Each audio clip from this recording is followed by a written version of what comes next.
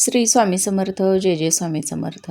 नमस्कार मैत्रिणींनो, स्वागत आहे तुम्हा सर्वांचं पुन्हा एकदा माझ्या या नवीन व्हिडिओमध्ये.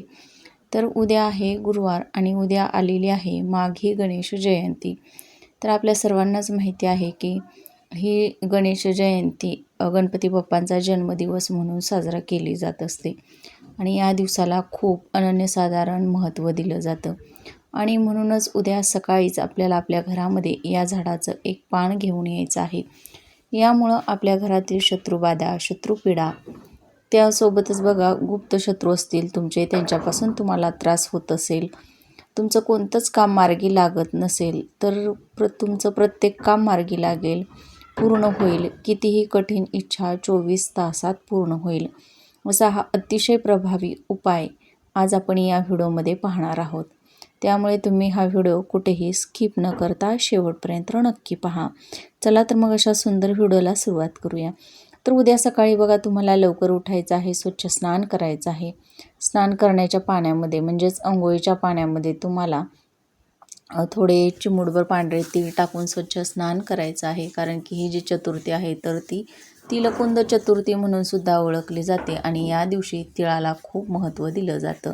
म्हणून सकाळी अंघोळीच्या पाण्यामध्ये आपल्याला चिमूटभर पांढरे तीळ हे टाकून या पाण्यानं स्वच्छ अंघोळ करायची आहे. त्यानंतरनं आपली देवपूजा करायची आहे. देवपूजा करताना बघा सुरुवातीला अगोदर गणपती बाप्पांची आपल्याला पूजा करायची आहे. एका ताम्हणामध्ये गणपती बाप्पांची मूर्ती ठेवून त्याच्यावरती आपल्याला स्वच्छ पाण्यानं किंवा पंचामृतानं अभिषेक करा. पाण्यानं अभिषेक करणार असाल तर त्यामध्ये चिमूटभर तीळ, हळदी कुंकू आणि अक्षदा टाकून आपल्याला अभिषेक करायचा आहे. त्यानंतर मूर्ती स्वच्छ पुसून आपल्याला आपल्या देवघरामध्ये ठेवायची आहे. तर बघा आपण ही जी चतुर्थी आहे तर या दिवशी व्रत करत असतो, उपासना करत असतो. गणपती बाप्पांची आपल्यावरती विशेष कृपा व्हावी, आपल्यावरती येणारं प्रत्येक संकट विघ्न दूर व्हावीत यासाठी आपण हे व्रत त्यासोबतच त्यांची सेवा करत असतो. यानंतरनं बघा आपल्या देवघरामध्ये आपण गणपती बाप्पांची स्थापना केल्यानंतरनं आपण बघा त्यांच्या आवडीच्या वस्तू त्यांना अर्पण करायच्या आहेत. अर्पण केल्यानंतरनं बघा त्यामध्ये जास्वंदीचं लाल फूल, गूळ खोबऱ्याचा नैवेद्य, 21 दुर्वांची जुडी, त्यासोबतच बघा तुम्ही या दिवशी तीळ आणि गूळ हा नैवेद्य म्हणून सुद्धा गणपती बाप्पांना अर्पण केला तरीही चालणार आहे. ही सर्व सेवा करून झाल्यानंतर आपल्याला एक स्वच्छ तांब्याभर पाणी घ्यायचं आहे, हळदी कुंकू घ्यायचं आहे, अक्षदा घ्यायच्या आहेत, एक दिवा घ्यायचा आहे आणि हे सर्व साहित्य घेऊन तुम्हाला रुईचं जे झाड असतं तर त्या झाडाजवळ जायचं आहे. आता बघा तुम्हाला जर पांढऱ्या रुईचं झाड तुमच्या घराच्या आसपास असेल तर पांढऱ्या रुईच्या झाडाजवळ जायचं आहे किंवा निळ्या रंगाचे रुईचं झाड असेल तर त्या झाडाची देखील आपण पूजा या दिवशी करू शकतो. तिथं गेल्यानंतर हे पाणी आपण त्या झाडाला अर्पण करायचं आहे.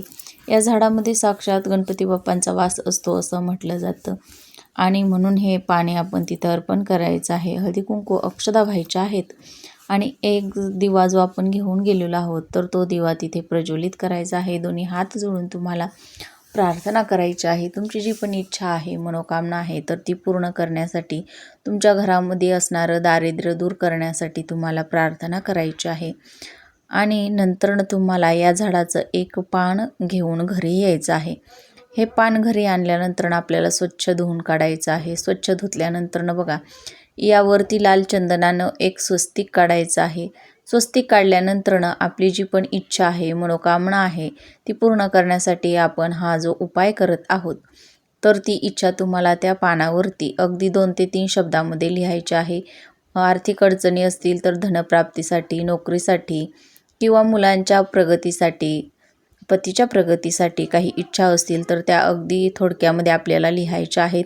त्यानंतरनं हे पान या पानाचा देठ गणपती बाप्पांकडे करून आपल्याला हे पान या गणपती बाप्पांना अर्पण करायचं आहे.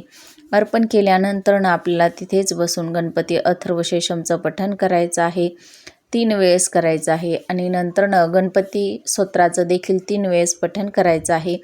108 वेळा ओम गण गणपते नमः या मंत्राचा जप करायचा आहे आणि दोन्ही हात जोडून आपली जी पण इच्छा आहे तर ती आपल्याला व्यक्त करायची आहे. तर अशा पद्धतीनं हे पान आपल्या घरामध्ये आणून आपल्याला गणपती बाप्पांना इच्छा लिहून अर्पण करायचं आहे. यामुळे आपली प्रत्येक इच्छा, मनोकामना पूर्ण होत असते. आणि नंतर दुसऱ्या दिवशी हे पान तुम्ही वाहत्या पाण्यामध्ये विसर्जित करायचं आहे किंवा सोडून द्यायचं आहे. तर अतिशय साधा सोपा उपाय असणार आहे. प्रत्येकानं आवर्जून नक्की करा. याचं फळ तुम्हाला नक्कीच मिळेल, कारण ही जयंती वर्षातून फक्त एकदाच येत असते आणि या दिवशी केलेले जे पण उपाय आहेत तर ते अतिशय प्रभावशाली ठरतात. 100% त्याचं शीघ्र फळ जे आहे तर ते आपल्याला प्राप्त होत असतं. त्यामुळे नक्की करून बघा, तुमची इच्छा मनोकामना ही लवकरात लवकर पूर्ण होईल. व्हिडिओ आवडल्यास लाईक करा, शेअर करा आणि चॅनलवर नवीन आला असाल तर प्लीज चॅनलला सबस्क्राईब करा.